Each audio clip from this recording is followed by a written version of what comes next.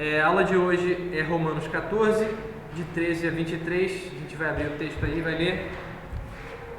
E a gente continua aquilo que a gente parou na aula passada. Romanos 14,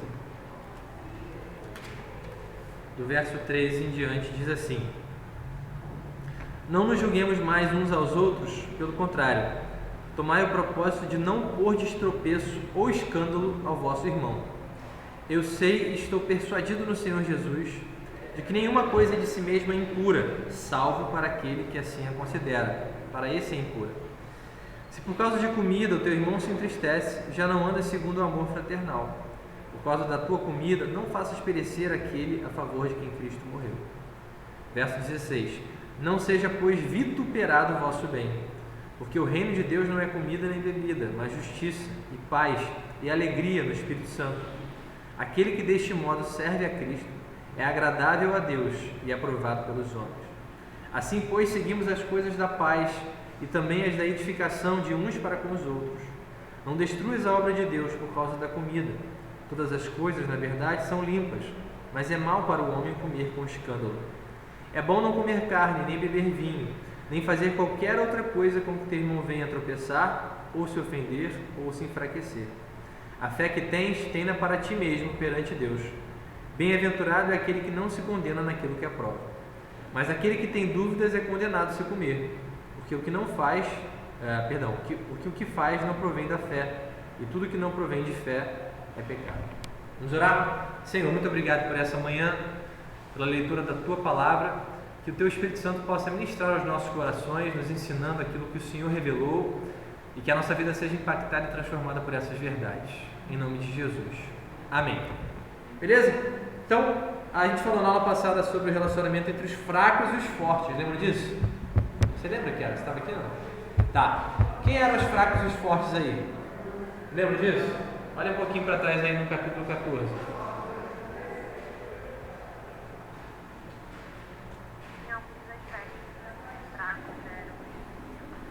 Desculpa, Estela, está baixo. Você pode escrever para mim?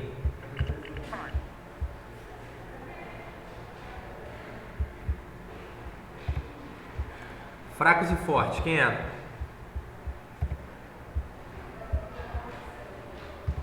Tava não, Aline? Tava não? Pode falar. Não, ela vai escrever, ó. A Estela está escrevendo aqui, mas pode falar também. O fraco da fé tem uma maturidade. Todos são crentes, Sim. O fraco ele não tem uma maturidade cristã, então ele acaba tendo muitas coisas achando que várias atitudes podem ser pecadas, como comer certos alimentos. Isso. E o forte na fé não, ele não tem medo dessas coisas, ele tem mais maturidade na fé dele. Então estava acontecendo ali naquela comunidade de Roma, né? Você lembra que Paulo está escrevendo então aos judeus de Roma. Deixa eu só ler aqui o que a Estela colocou e já falo de uma vez. A Estela escreveu: o texto tratava dos judeus e dos gentios. Em alguns aspectos os judeus eram fracos. A gente tem que só tomar cuidado, Estela, é o seguinte, porque Paulo ele era um judeu, né? E ele fazia parte do grupo dos fortes. Então a ideia não era exatamente de uma diferença entre os judeus e gentios, mas entendi também o que você quis dizer sobre a questão de alguns aspectos, né? É bem provável que o contexto aqui se refira a alguns judeus que não tinham entendido que aquela lei cerimonial, a lei de Moisés, havia sido cumprida em Cristo. E eles ainda continuavam achando que alguns alimentos eram impuros para eles. Eles não conseguiam lidar com aquela novidade, né? Que os gentios talvez lidassem muito bem, e que com certeza os judeus mais maduros como Paulo também já estavam bem resolvidos com isso. Então Paulo faz essa diferença, certo? Dos fracos e dos fortes na fé. Os fortes tinham um entendimento mais apurado sobre as verdades espirituais. Então eles olhavam para aquelas coisas, por exemplo, a observância de sábados, alimentos, não é isso? Eles falavam assim: olha, isso daí está cumprido em Cristo. Eu não preciso mais ficar preso a essas coisas. Por quê? Porque eu agora sou livre delas. Não são essas coisas que vão me recomendar a Deus, que vão me fazer aceitável a Deus. Mas o que é? É Jesus. Não é isso? Então eu tenho liberdade. Se eu quiser comer fala aí um alimento que seja impuro hoje aí. O que você acha que algumas seitas aí julgam impuro?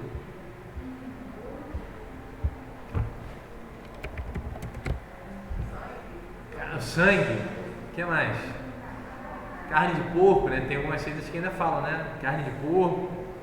E era muito comum, né? Você ver nesse relacionamento ali da igreja de Roma. Vou fechar aqui, vai.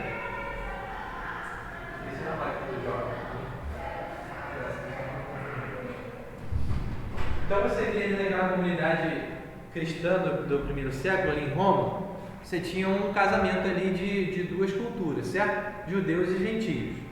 Era muito comum naquele âmbito gentílico ali de Roma, sacrifícios a deuses pagãos. Era muito comum.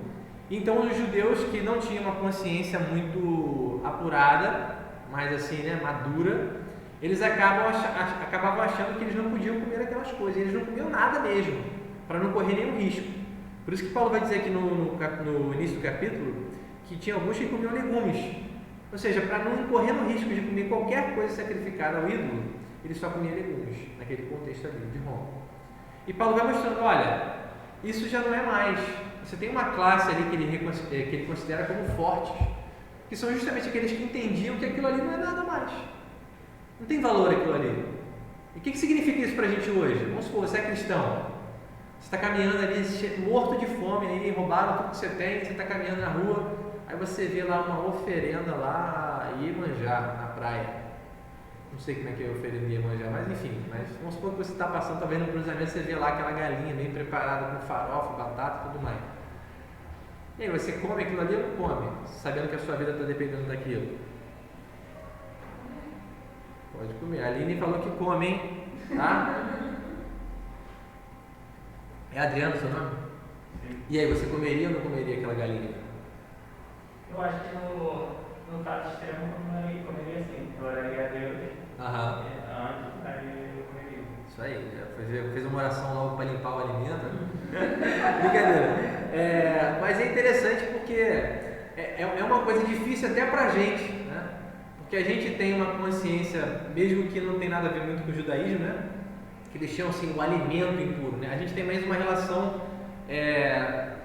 de alguma coisa que seja a idolatria, assim, mas não era como eles tinham, né? Eles tinham lá uma tabuleta que não podia isso, não podia aquilo, não podia uma série de coisas, e eles observavam normalmente fielmente desde cedo, só que de uma forma errada, né?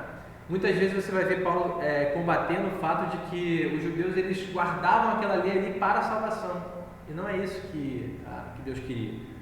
Então Paulo está tratando desse contexto aqui, e agora ele vai falar sobre a questão da consciência, o papel da consciência. A gente leu, não é isso? Não nos julguemos mais uns aos outros, pelo contrário, tomem o propósito de não colocar tropeço e escândalo no vosso irmão. Ou seja, a forma como você se conduz, a forma como você age, pode levar o seu irmão a tropeçar. E aí eu ia começar com uma pergunta, né? Eu posso então ser responsabilizado pelo pecado de algum irmão em Cristo? O que você acha? Sim, não, talvez, por quê? O que você acha?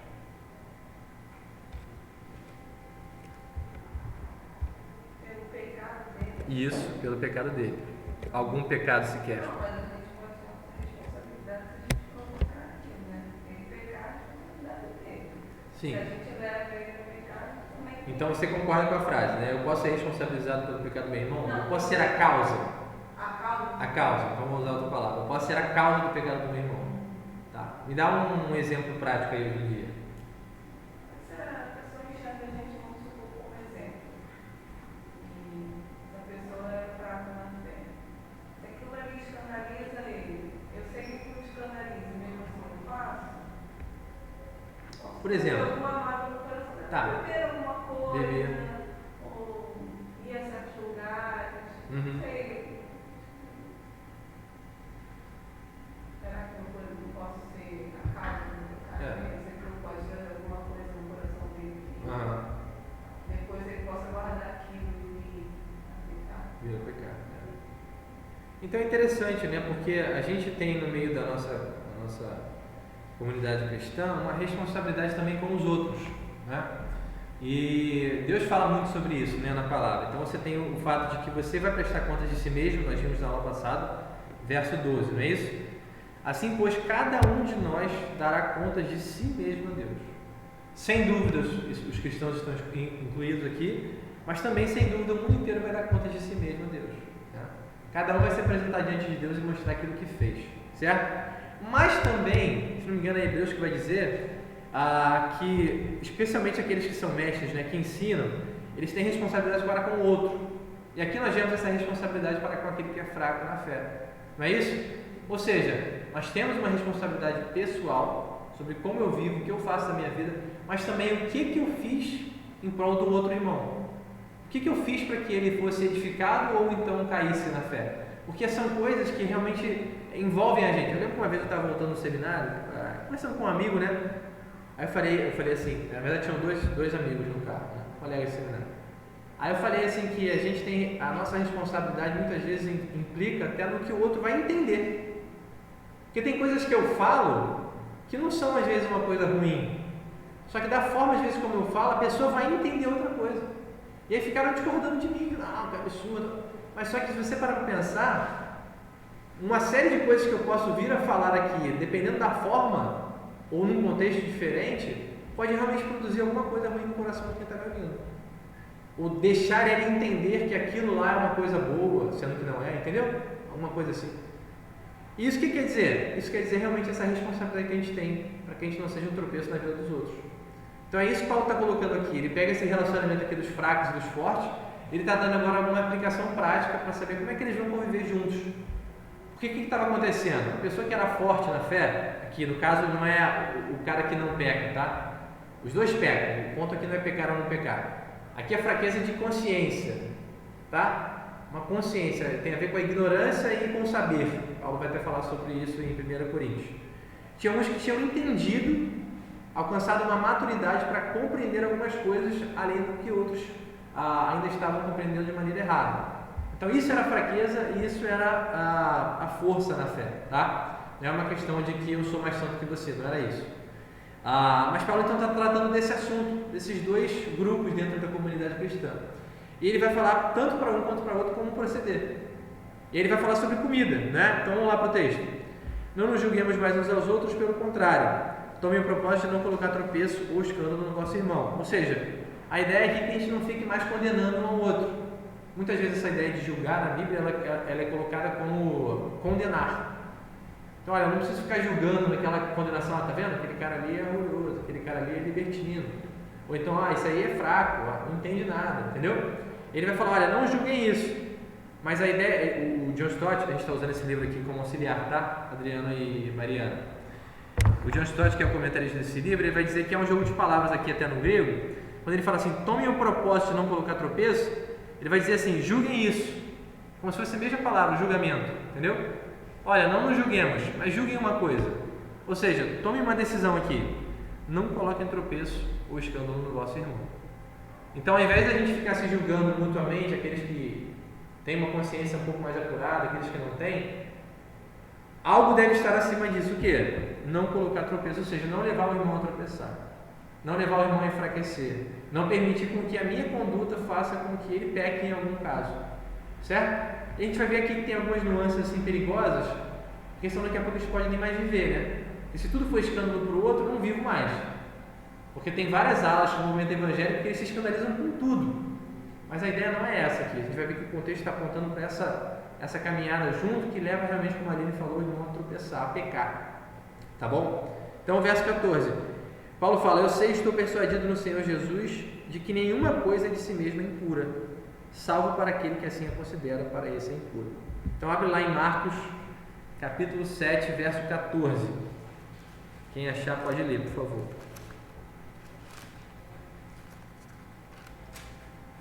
Marcos 7, 14.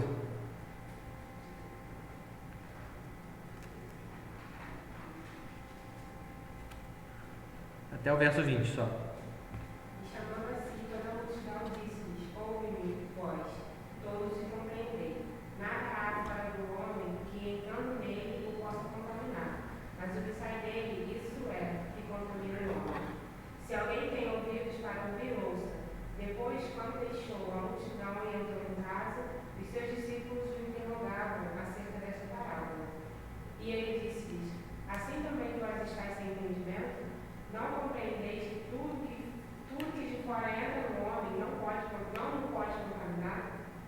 Porque não entra no seu coração, mas no ventre, e é lançado fora do esgoto, tornando todas as comidas e dizia: o que sai do homem, isso contamina o homem. Então, Mariana acabou de ler aí, no verso 19, uma consideração importantíssima, provavelmente é Marcos que está escrevendo, né? Assim considerou ele puros todos os alimentos. Se hoje for conversar, por exemplo, alguém que é adventista do sétimo dia, se não me engano, testemunho de Jeová também, eles têm uma dificuldade em compreender que os alimentos não são mais impuros. Não existe mais impureza no alimento. É o que Paulo está falando aqui, não é isso? Ele vai falar aqui, verso 14 agora, no Romanos 14. Eu sei, ou seja, ele tem uma consciência agora. Ele chegou a uma conclusão. E a persuasão dele está falando aí que está baseada justamente em quem? Em Jesus. Certo? De que nenhuma coisa aqui é comida, tá? Se você for ver o que foi colocado antes ali, a ideia é da comida. Nenhuma coisa aqui é de si mesmo impura, salvo para aquele que assim a considera, para esse é impuro. Ou seja, para aquela pessoa que vê o alimento como algo impuro, então para ele é impuro. Mas só para ele. Não que o alimento seja em si, entendeu? Ele considera aquilo ali como sendo impuro. Então a consciência dele fica ali imaculada porque ele não pode comer aquilo, porque na cabeça dele, se ele comer, ele está pecando contra Deus. Posso fazer uma Claro. Eu acho que talvez pode um pouquinho do tema, mas a gente teve uma discussão no trabalho relativo a isso. É no tema, mas sobre por que o Velho Testamento considera certos alimentos como impuros. O do sangue a gente sabe que talvez seja a questão do sacrifício, a questão de que antes era purificado através do sangue. Mas o alimento, por que tem certos animais que eram considerados impuros? Você tem assim, a gente fala muito aqui sobre isso, né? Você tem uma questão teológica chamada revelação progressiva. Quando Deus começou a se revelar aos homens, ele começou de uma forma assim, como se você imaginasse a imagem de uma janela, tá? Você está dentro do seu quarto, está um sol absurdo lá fora, meio-dia, sabe? Muito ensolarado, mas você não consegue ver nada, porque está tudo totalmente escuro. Se alguém pegar e abrir aquela janela, dar uma pancada na sua cara, o que vai acontecer? Você não vai conseguir enxergar nada, né? Você vai ficar meio ali atordoado. E o conceito da revelação progressiva é a mesma coisa, que os homens que não conheciam a Deus, a partir do momento que eles tiveram contato com Deus, Deus foi se revelando progressivamente. E o ápice dessa revelação foi justamente Jesus, né? Ele vem, é o Deus encarnado vivendo na Terra e trazendo uma revelação assim, muito mais profunda. Tanto que ele ia dizer assim, ouvistes o que foi dito aos antigos. Por exemplo, olho por olho, dente por dente. Eu, porém, vos digo, aquele que te bater na tua face, vira outra. O que é isso? Jesus está fazendo um aprofundamento daquilo que Deus é, daquilo que Deus quer para o homem. Porque o próprio Antigo Testamento já falava que o homem tinha que amar o outro como a si mesmo. Vimos aqui, acho que há 2 aulas atrás. Só que era muito difícil para aquela geração compreender isso. Então ele vai sempre avançando esse conceito. Então, por exemplo, o Antigo Testamento ele também representa uma sombra daquilo que viria. Então os sacrifícios eles não tinham uma eficácia, certo? Mas por que Deus instituiu os sacrifícios se eles não tinham eficácia? Porque o propósito de Deus em se revelar ao homem era justamente preparar o caminho para que quando Jesus viesse, aquele sacrifício fosse bem compreendido. Então assim, Deus começou lá no Antigo Testamento a revelar algumas coisas que foram cada vez tomando mais profundidade. E aí quando vem Jesus, tudo aquilo foi como se fosse assim, explanado de uma forma clara. E aí você vê, por exemplo, o apóstolo Paulo entendendo também a revelação, ele pega a figura de Jesus e ele vai aplicando várias coisas do Antigo Testamento com o Novo. Você vê lá Hebreus reconhecendo que Jesus ele é justamente o sacrifício perfeito, que não precisa mais de sacrifício. Então tem coisas que Deus instituiu para uma época com um propósito. Às vezes a gente não sabe muito bem. Há um debate até sobre a questão da saúde, não é? Porque naquela época, com a baixa tecnologia, havia muita dificuldade de você, às vezes, preservar a saúde. E alguns desses alimentos poderiam ser que eles prejudicassem a saúde do povo daquela época. Então você tem também, às vezes, um caráter assim, mas é uma coisa mais especulativa, entendeu? Porque a base de ser ou não pecado, de ser ou não puro, está no que Deus disse. Deus fala, olha, não come porque é impuro. Porque Deus chamou de impuro. Só por isso que é impuro. E aí você vai ver, por exemplo, no Novo Testamento, não é isso? Pedro lá, antes de pregar para Cornélio, ele vai ver aquele lençol descendo, certo? Ele está lá na oração, no terraço, ele vê o lençol descendo, por 3 vezes o negócio se recolhe ao céu. E aí Deus fala assim, olha, Pedro, levanta, mata e come. E aí ele se escandaliza, né? Porque aqueles alimentos ali eram impuros. Há uma referência ali dos alimentos com os gentios, com a purificação dos gentios. Mas a gente vai ver, a partir do Novo Testamento, que é muito mais do que os gentios. É com relação a tudo. É o que Paulo vai falar aqui. Nenhuma coisa é de si mesma impura, não há mais impureza, seja nos gentios, seja nos alimentos, mais em nada. Por quê? Porque era o propósito de Deus que no momento da história, tudo aquilo ali ficasse compreendido. Então, para aquele povo, naquela época, Deus tinha instituído leis. Por exemplo, os judeus tinham leis cerimoniais. É justamente comer, não comer, o que fazer, entendeu? Leis civis. Eles tinham que obedecer uma série de leis para a vida em sociedade. Então eles tinham que, por exemplo, dar lá o dízimo, eles tinham que obedecer aos juízes. Uma série de leis foram dadas aos israelitas como sendo uma lei civil. E também você tinha a questão da lei moral, né? Que dizem que a lei moral é a única que não passou. É a única que nós estamos debaixo da lei moral. Que é justamente a figura principal dos 10 mandamentos. Você tem aquela, não matarás, não furtarás, não gerarás falso testemunho. Disse que isso não passou, né? Que nós já estamos debaixo disso. Mas nós compreendemos hoje de uma forma diferente. Porque a gente não obedece essa lei para ser salvo. A gente acaba obedecendo a ela porque nós já fomos salvos, né? Como consequência e não como a causa da nossa salvação. Te expliquei? Sim. Tranquilo? Se quiser colocar alguma coisa, fica à vontade, tá, Adriano? Não. Tá. Era mais ou menos isso, é mais ou menos por aí que eu entenderia essa indagação. A discussão foi justamente em relação a essa questão, porque na Bíblia mesmo ela fala, tem diversos momentos que ele se ajusta ao contexto da época, né? Sim. Então a gente levou para essa possibilidade também de ser a questão de realmente porque fazia mal, a questão de uma realização da época em relação a isso. Uhum. A ideia é só que eu acho um pouquinho, como é que chama? Eu acho especulativo demais. Mas talvez seja uma conclusão até lógica, né? Deus falou e ponto, beleza, é impuro porque ele falou. Mas talvez no plano de Deus havia uma coisa a mais, né? De saúde, de cuidado. Israel era um povo exclusivo, então havia uma marca que separava ele de todas as outras nações, até a questão da circuncisão. Eles eram um povo que devia ser marcado por algo diferente, que mostrasse que eles eram de Deus, de maneira diferente de todas as outras nações. Entendeu? Eu acho que são questões que às vezes embarcam nessa reflexão aí, tá? Mas tudo a gente tem que ver o Antigo Testamento com a lente do Novo, né? O problema, por exemplo, dos adventistas é que eles não fazem essa lente. Eles fazem porque convém. Por exemplo, eu estava numa conversa com um conhecido meu adventista e ele estava falando isso. Aí falou, não, porque não pode comer. Porque a Bíblia fala que não pode comer carne de porco, tem que guardar o sábado e tudo mais. E aí eu lembro que eu fiz uma negação para ele, aí eu falei assim, coisa engraçada, você faz sacrifício de animal? Não. Mas por quê? Não, porque o sacrifício é Jesus. Mas o Antigo Testamento continua dizendo que você tem que sacrificar o animal, por que você não faz? Então você vê que eles pegam para aquilo que convém uma coisa, porque não convém a eles fazer sacrifício de animal mais. Porque é um absurdo, você vê assim, o cuidado que tinha que ter na hora do sacrifício, todo aquele ritual, e tinha que ficar tanto tempo, e só podia ser comido. Então assim, cara, não convém mais, certo? Agora não comer carne de porco convém, é só eles não comprar ali. Entendeu?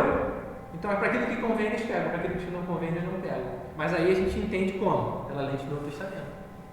O próprio Novo Testamento interpretando o Antigo, os apóstolos interpretando aquela revelação, Jesus interpretando o que foi dito. É o que acabamos de ler aqui em Marcos, não é isso? Ele considerou puro todos os alimentos. Todos. Ele está interpretando o que foi dito anteriormente. E a situação do homem ali naquela comunidade. Tá? Então, eu iria mais por esse caminho aí. Tá bom? Acho que seria uma forma mais segura a gente interpretar sempre à luz do Novo Testamento. Então, todos os alimentos eles são puros. Vimos aqui, diante daquela pergunta, né, que eu fiz no início, que a nossa conduta ela pode ser realmente a causa do pecado alheio. Então, a gente tem que tomar cuidado, especialmente nessas coisas, né, que envolvem a consciência do irmão, que tem talvez uma imaturidade em alguns conceitos. Tá? Então, é perigoso a gente usar da nossa liberdade para fazer o que a gente quer. Se é que a gente de fato pode, tá? Porque a gente quer achar assim, porque eu não vou me embriagar. Não. Aí você já está extrapolando algo que não é nem a sua liberdade, né? Porque a Bíblia realmente ela condena uma embriaguez, não é isso? Ela não condena beber álcool, por exemplo, mas ela condena embriagar-se, porque você perde o domínio de si. Então vamos lá. Perecer, a ideia de perecer aqui, ele vai falar, né? Versículo 15, por causa de comida teu irmão se entristece, já não anda segundo o amor fraternal. por causa da tua comida não faças perecer aquele a favor de quem Cristo morreu. A ideia de fazer perecer aqui não é de levar ele para o inferno, tá? Você não vai ser a causa de levar alguém para o inferno, pelo menos não nesse contexto aqui. Vai quem outro você é. Brincadeira. A ideia é que perecer é justamente ele sofrer um dano, né? O discipulado cristão dele ser afetado, a vida cristã dele ser afetada. Essa é a ideia de perecer nesse contexto. E Paulo vai dizer, não é isso? Verso 16: não seja, pois, vituperado o vosso bem. Qual é a outra versão que você tem aí para me ajudar? Aquilo que é bom para vocês não se torne objeto de maledicência. Alguém tem outra versão? Oi? 16.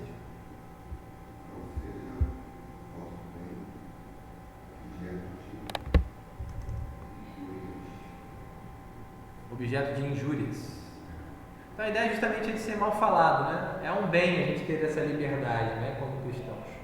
Mas que essa liberdade ela não seja mal falada. Essa é a ideia de ser vituperado, né? Na minha cabeça, antigamente, eu acho que vituperado era tipo velório, alguma coisa assim, não sei porquê, né? Talvez a palavra seja parecida. Mas não tem nada a ver, é justamente você não deixar ser falado mal, né? Por quê? Por causa da sua conduta. Porque é justamente aquilo que a gente pode compreender aqui, né?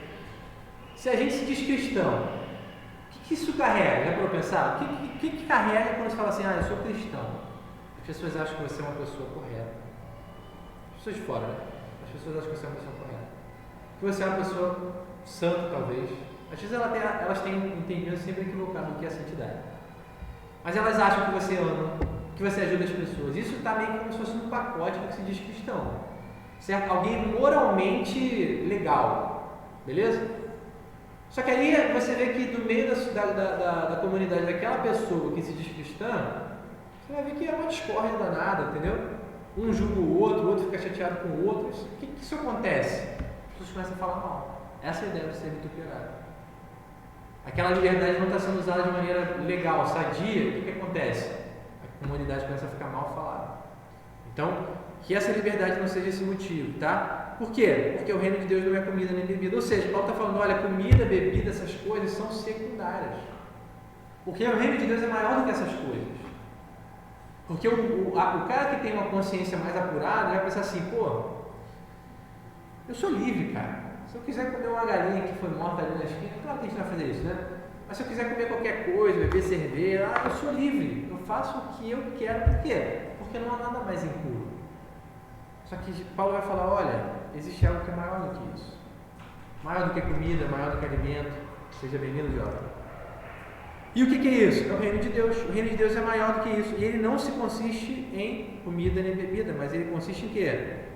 Justiça, paz e alegria no Espírito Santo. O John Stott ele contou até uma ideia em que talvez a gente consiga até ver os traços aqui da Trindade, não é isso? A justiça como sendo aquilo que Jesus fez, que tornou o homem então justo diante de Deus, aquilo que nós vimos já na carta aos Romanos há um tempo atrás.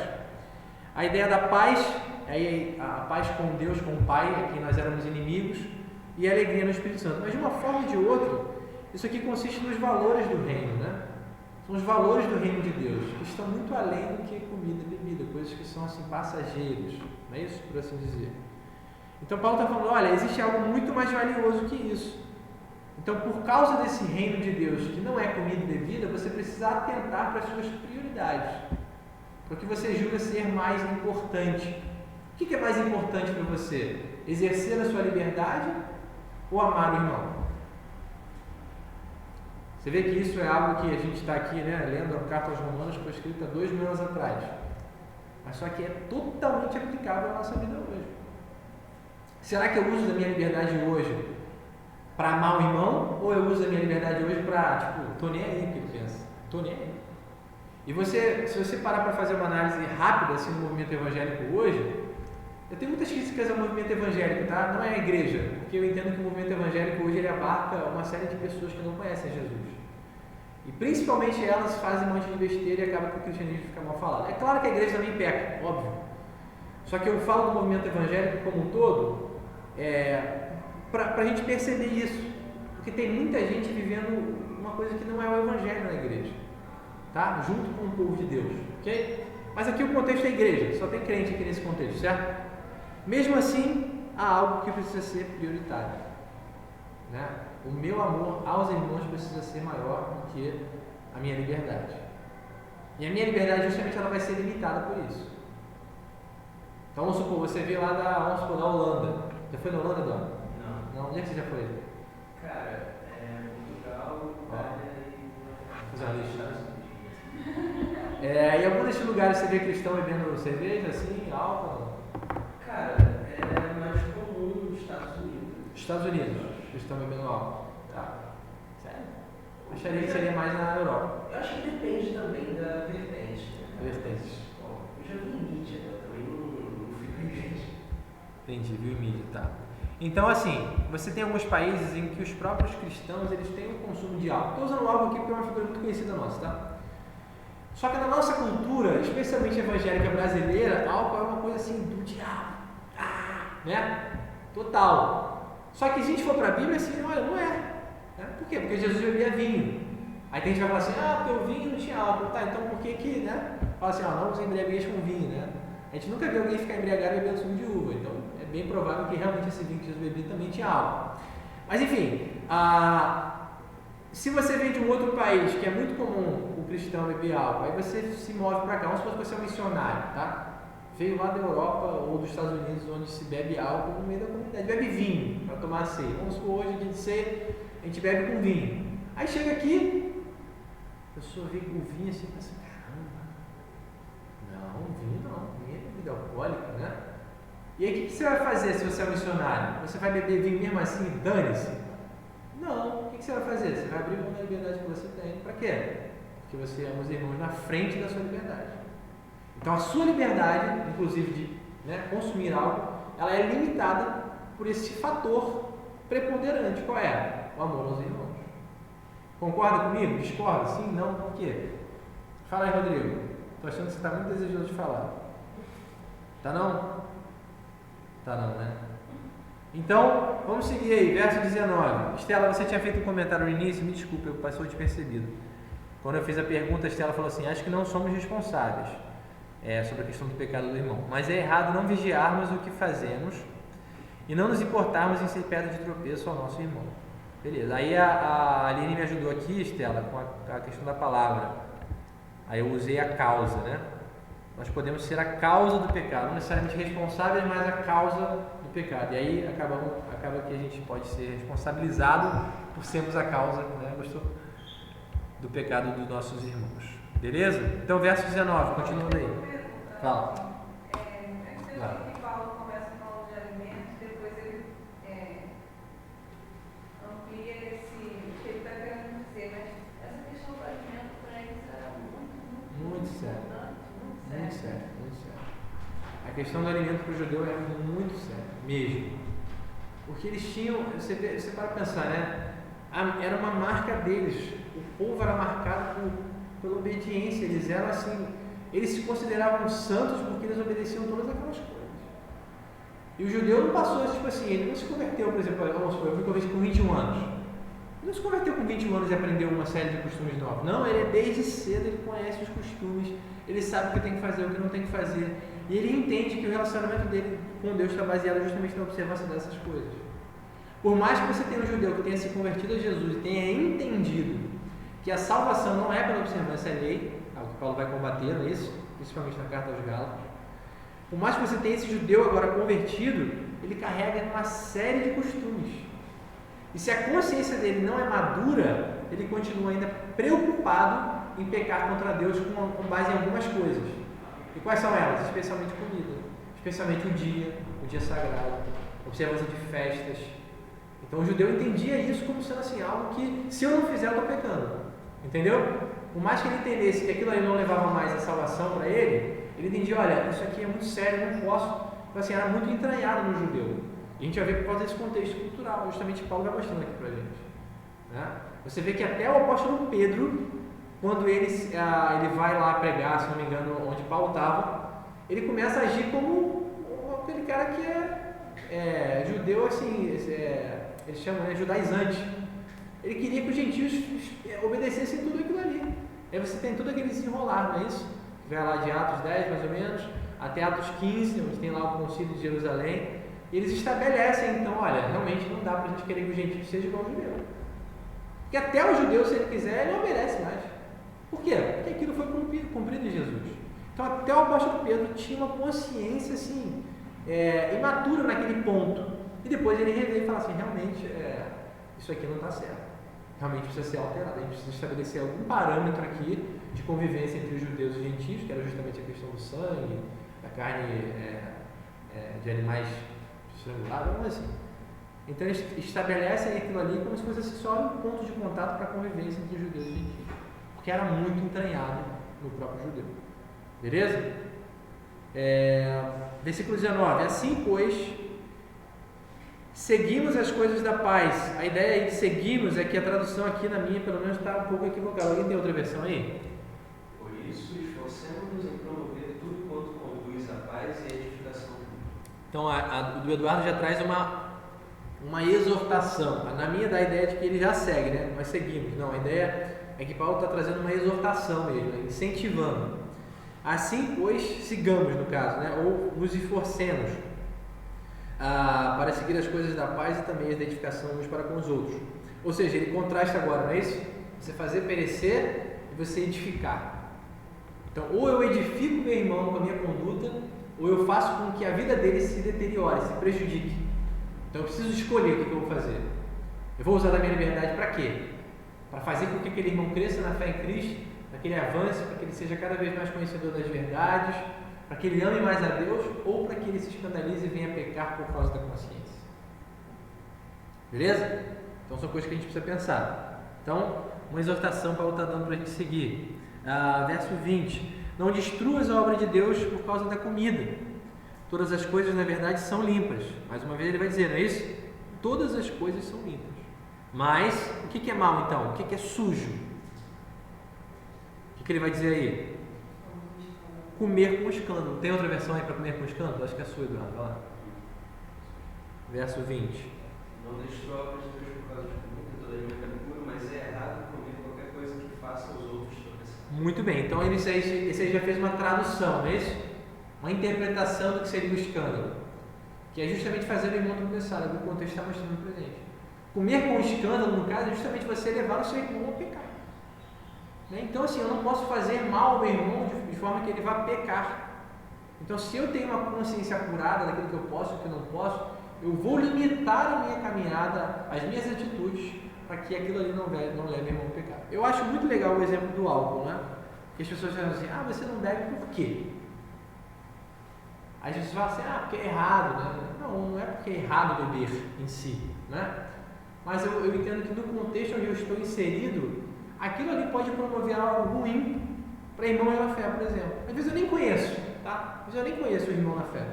Mas só dele saber que eu bebo, ele vai beber. E o problema disso é que ele vai acabar pecando. Por quê? Porque ele não tem certeza se é ou se não é.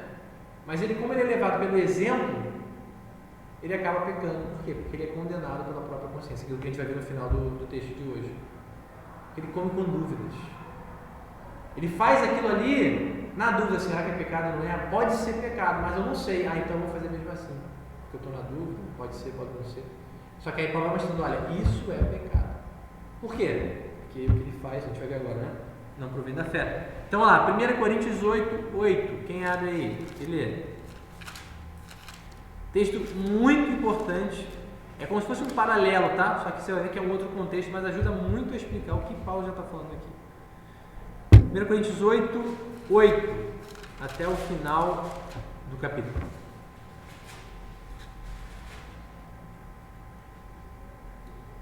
Quer achar para ler? Ora, a comida não nos faz agradáveis a Deus, porque se comemos, nada temos demais, e se não comemos, nada nos falta. Mas vejo que essa liberdade não seja, de alguma maneira, escândalo para os pais. Porque se alguém te vir a ti, e tens conhecimento, sentado na mesa do templo dos ídolos, não será a consciência do que é fraco, induzida a comer das coisas sacrificadas aos ídolos, e pela consciência perecerá o seu irmão fraco, pelo qual Cristo morreu. Ora, pecando assim contra os irmãos e ferindo a sua fraca consciência, pecais contra Cristo. Por isso, se a comida escandalizar o irmão, para que meu irmão não se escandalize. Gente, não tem exemplo assim mais perfeito que esse texto para mim, para justamente explicar o que Paulo está falando aqui em Romanos, né? Não é a comida que vai fazer a gente aceitável a Deus, não é isso? Ele vai fazer, a gente não perde nada, não ganha nada se comemos ou não. Para Deus não muda nada, tá? Mas o que vai dizer? Mas a liberdade, ela não pode ser realmente algo que leve o irmão a pecar. Porque aí ele vai falar, não é isso? Aí ele chama o contexto lá da idolatria da época, né? Só que agora aqui não é mais em Roma, em Corinto, tá?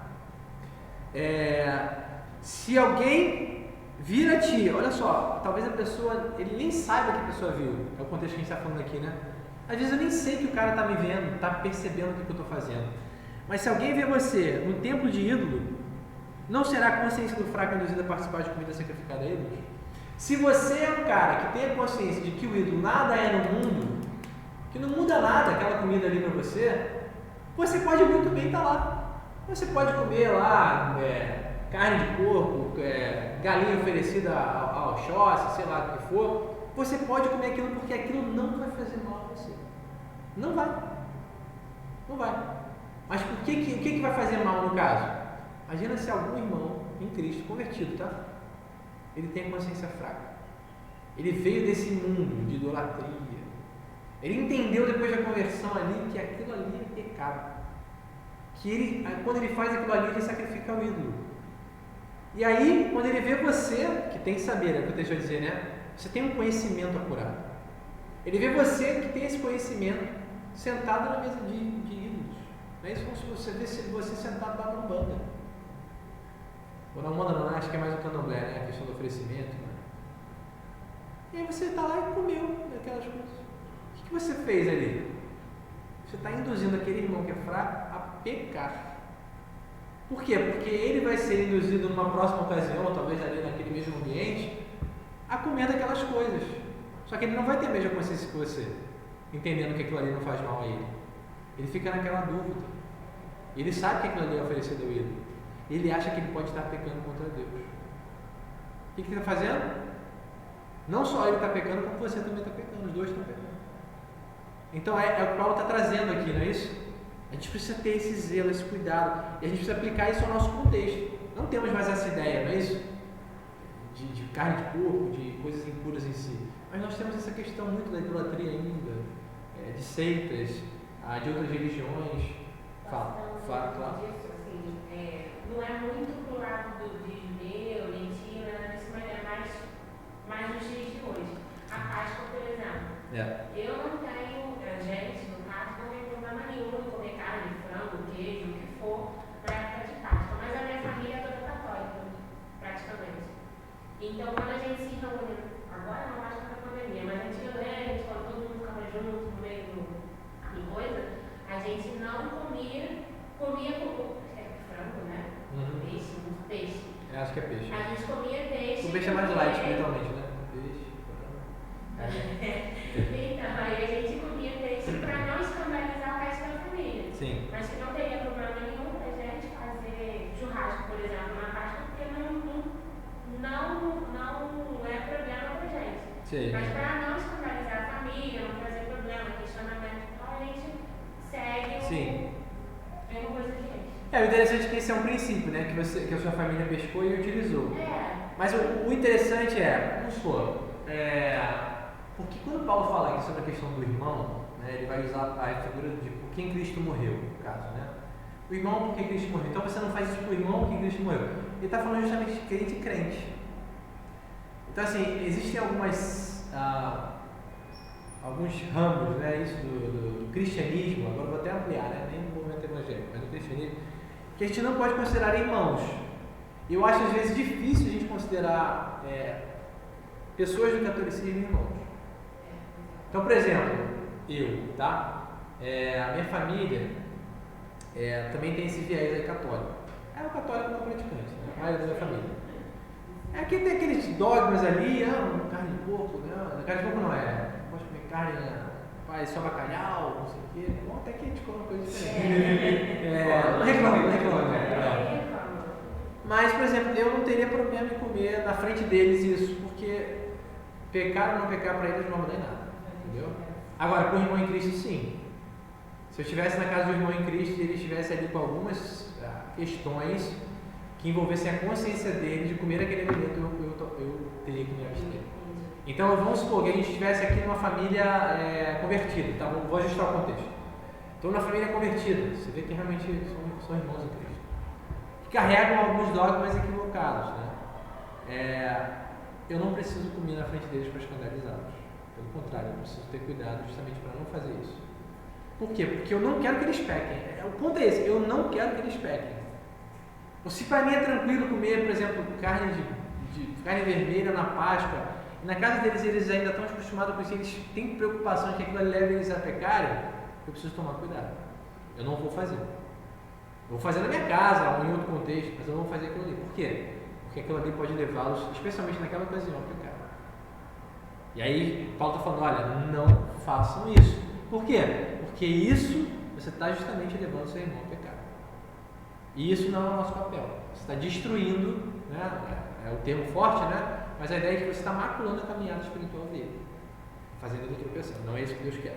Ok? Então, segue o texto. A fé que você tem, verso 22. Perdão, a gente não leu o 21 ainda, né? É bom não comer carne, nem beber vinho, nem fazer qualquer outra coisa. Percebe? Ele começa do alimento, ele extrapola. A mesma coisa que ele faz em 1 Coríntios 10, se não me engano, que ele vai falar, né? Tudo quanto fazer para a glória de Deus, não é isso? Quer comais, quer bebais, ou façais qualquer outra coisa. Ele começa a comida e bebida, a mesma coisa aqui. Eu não vou comer carne, nem beber vinho, nem fazer qualquer outra coisa que venha a fazer o teu irmão tropeçar, ou se ofender, ou se enfraquecer. Minha chamada termina em 10 minutos, aqui o Google Meet está falando. Obrigado, Google Meet. Então, eu preciso entender que essa observância precisa vir a qualquer circunstância. Essa é a ideia da aplicação que a gente está tentando fazer aqui, né? Pegar esses conceitos e aplicá-los a todas as áreas da nossa vida. Você sabe, né? Que você tem princípios e preceitos. Eu adoro isso. Preceitos são ordens claras. Não faça isso, faça aquilo. Tá? Ordens claras. Você sabe o que você não pode fazer. Por exemplo, não se embriague. É um preceito. Agora, por que você não bebe, por exemplo, cerveja?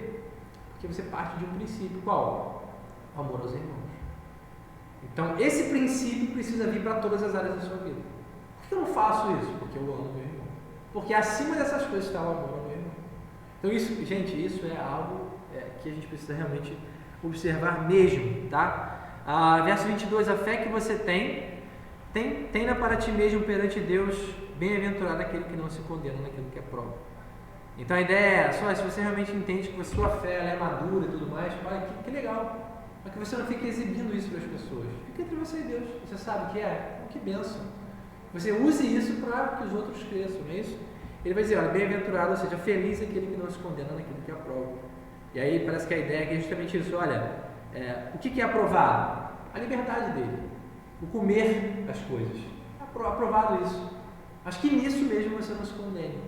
Como? Fazendo de uma forma equivocada, usando dessa liberdade para macular o irmão. E aí, para mim, é chave de ouro aqui, maravilhoso esse versículo. Mas aquele que tem dúvidas é condenado se comer, porque o que não faz não provém de fé, e tudo que não provém de fé é pecado. É muito interessante porque até esse ano, eu vou fazer 10 anos de crente, em julho, sei lá, não lembro exatamente a época da minha conversão. Mas eu tenho 9 anos de convertido, e eu sempre entendi isso aqui errado, até esse ano. Não lendo John Stott, eu li uma outra literatura recentemente que me... assim, nossa, caramba, entendi. Porque eu achava assim, tudo que eu fizesse tendo dúvida era pecado. Só que a ideia não é isso, né? Tipo assim, eu vou comprar esse leite aqui no mercado. Pô, eu estou na dúvida se eu vou comprar esse leite aqui ou não. Eu compro e pequei. A ideia não é essa. A ideia não é qualquer coisa com dúvida. A ideia é se eu tenho dúvida se é ou não pecado. Isso que eu vou fazer pode ser pecado? Se puder ser pecado na minha consciência, já não é para fazer. E aí, eu tive que realmente começar a observar assim, minha consciência com relação a essas coisas, sabe? Porque várias coisas que às vezes a gente faz, eu vou colocar o eu, né? Várias coisas que eu faço, quando eu vou pensar se eu vou fazer ou não, eu já falo assim, pode ser que seja pecado. E eu tenho que tomar cuidado, por quê? Porque às vezes eu faço isso, eu tenho que pedir perdão a Deus, porque simplesmente eu tinha dúvida se era ou se não era. E se eu tenho dúvida se pode ou não ser pecado, eu já estou me condenando. Por quê? Porque o que eu faço não provém de fé. Ou seja, não está baseado na minha fé em Deus. Não está baseado no que Jesus diz. Não está baseado nessa convicção de uma vida santa. Mas vem do quê? Vem da dúvida. Dúvida do quê? Se pode ou não ser pecado. E aí se eu como, o que acontece? Eu sou condenado. Não ao inferno, mas sou condenado pela minha própria consciência. Por quê? Porque ela está me dizendo ali que pode ser pecado. Ou seja, se não faço por fé, já estou pecando contra Deus. Amém? Beleza? Então, fechando aqui a nossa conclusão, o amor deve basear toda a nossa conduta dentro da igreja. Tudo que eu faço aqui dentro tem que ser baseado pelo amor. Por que você ora? Por que você prega? Por que você dá o dízimo? Por que você ajuda os irmãos? Por quê? Por quê? Porque eu amo. Porque eu amo os irmãos. Porque eu amo a Deus. Isso deve ser o motivo das suas atitudes. Segundo, nós somos livres, não para praticar o mal. Uma vez um professor, que a Noêmia teve, muito bom, falou uma frase muito interessante, assim, liberdade não é fazermos o bem que entendemos, mas é entendermos o bem e o fazermos. Para pensar nisso. Liberdade não é fazermos o que bem entendemos, mas entendermos o bem e o fazermos. Pastor Carlos Osvaldo de Miranda Pinto. Miranda Pinto não, Carlos Osvaldo Pinto. E terceiro, todas as nossas atitudes devem ser motivadas pela fé em Cristo. Ou seja, a base do que nós fazemos é essa convicção de que é isso realmente que Deus quer da gente, que aquilo ali não é pecado. Beleza? Tranquilo, né? Minhas aulas sempre assim, né, cara? Pessoa triste, cabisbaixo. Tá bom? Vamos orar para a gente finalizar, pode ser? Eduardo, você puxa essa oração? Então vamos. Senhor Deus, nosso Pai, muito obrigado, nosso Senhor, nós nos reunimos aqui mais uma vez para aprender sobre Ti. Muito obrigado pela aula do Maurício, Senhor, que nós podemos sentir bem de Ti, que tinha para ser dito. Então, Pai, que nós consigamos aplicar tudo que aprendemos na nossa vida, que nós possamos ter um bom culto e uma boa semana. Em nome de Jesus. Amém. Deus abençoe os irmãos de casa. Vou desligar aqui, Gabriel e Estela. Um abraço para vocês, viu? Valeu, tamo junto. O áudio do Gabriel hoje está melhor, hein? A Estela, seu áudio está baixo. Acho que o problema é o áudio da Estela e do Matheus.